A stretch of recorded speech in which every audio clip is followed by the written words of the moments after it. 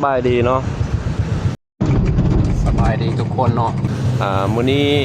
มาอยู่แถวเส้นทางสายเหนือนี่เนาะสามแยกสิลงไปทางคิวรถอันนี้มันสิลงไปทางคิวรถไฟสายเหนือเนาะเดี๋ยวเราสิไปเบิ่งบรรยากาศอัปเดตเนาะการก่อสร้างเนาะไปเบิ่งนำกันเลยเด้อมันได้ใช้เวลาก่อสร้างนี่เดือนหนึ่งเนาะเดือนปลายนิดๆนี่แหละคนทุกหน้าไอ้สิ่งนี้เนาะ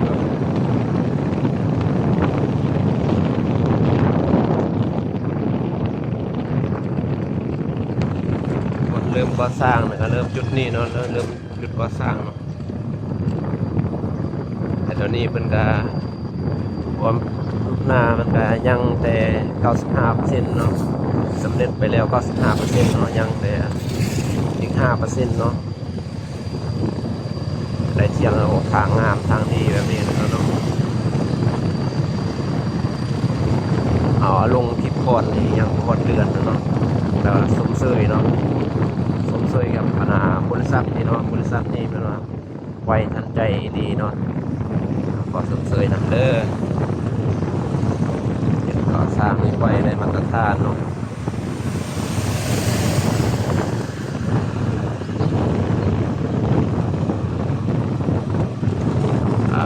ยังแต่2 จุดเนาะที่มันยังพอท่านมันกำลังสีที่เนาะที่หนึ่งเว้นอยู่ทางเข้าอยู่คิวรถสายเหนือนี่เนาะที่หนึ่งเนาะจุดที่2ก็ใกล้ไปอีกหน่อยหนึ่งงอสิฮอดบ้านดงนาทองเนาะนี่ผลงานเพิ่นกำลังซ่อมแซมออกไปนี่อันนี้เป็นยังได้2 จุดนี่เนาะอันนี้เป็นจุดที่1เนาะตัวนี้เนาะทางเข้าอยู่รถไฟเหนือเนาะ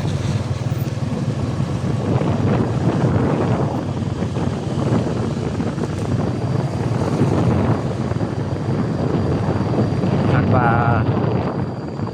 มื้ออื่นก็สิแล้วเลยเนาะ2 จุดนี้เนาะวันนี้ก็วันที่9 เดือน 6 ปี 2025แล้วเนาะก็10แล้ว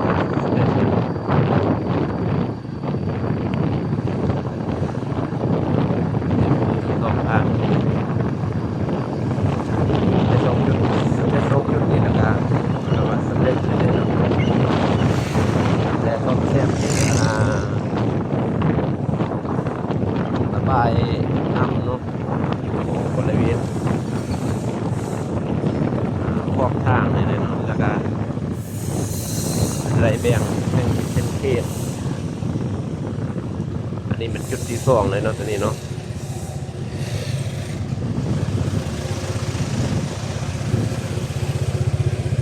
มีแต่2 จุดนี่เนาะตัวนี้คนงานคนกำลังเอา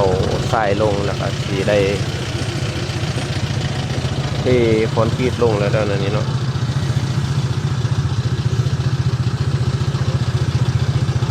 แดดลึกแดดฝนตกก็สู้ทนเนาะ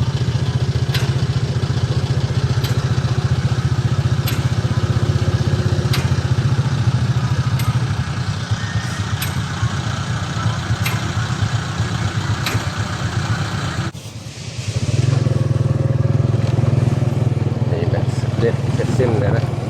อันนี้อยู่จุดแถวดงนาทองเด้อนี่เด้ออันนี้เป็นที่เมื่อวานนี่นั่น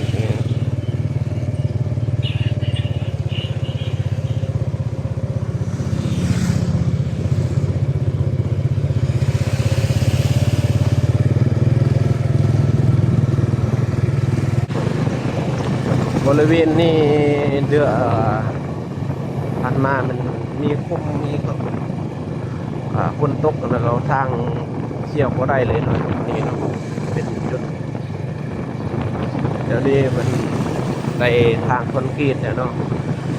คอนกรีตทางงามๆนะให้ประชาชนอยู่แถวบ้านดง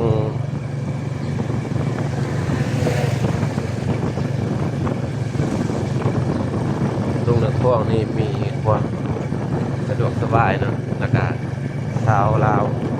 เอาบางคนเพราะว่าเส้นทางนี่ก็เป็นเส้นทางลักเนาะเส้นทางนี้เนาะทางลักเพราะว่าไปคิวไปเนื้อลงไปเนาะเขาจะได้ใช้เส้นทางที่เนาะ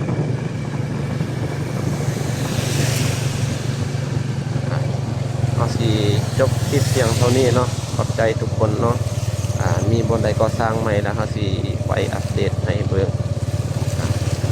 การดำรงชีวิต